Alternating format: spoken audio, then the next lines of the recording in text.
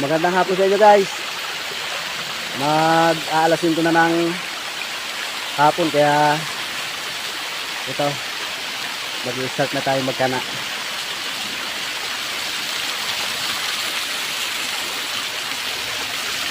Sana'y makahuli ulit tayo.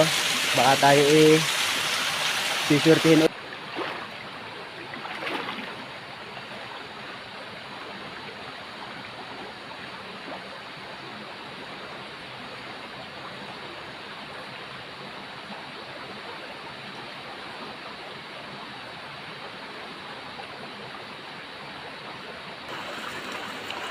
Tatali ko na lang siya dito sa puno kasi wala naman yung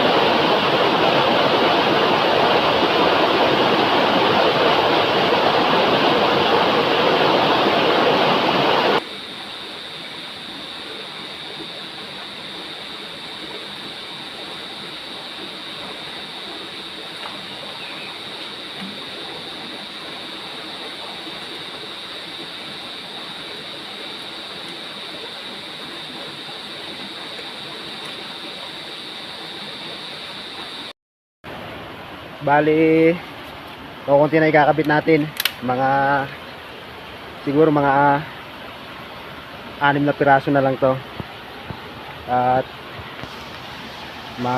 ano na padilim na rin siguro mga 5:30 na siguro, sakto lang yan para maya maya didilim na. Pag na ikabit ko na tong 6 na to, diretso na ulit ako pabalik doon sa aming tutulugan kasi yung aking 2 bata na doon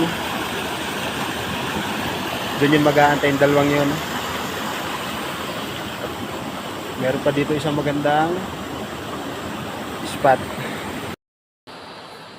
Mga tol, pasensya na kayo kung hindi maganda pagkakasitap ng camera natin kasi solo lang ako ngayon, walang naghahawak ng camera.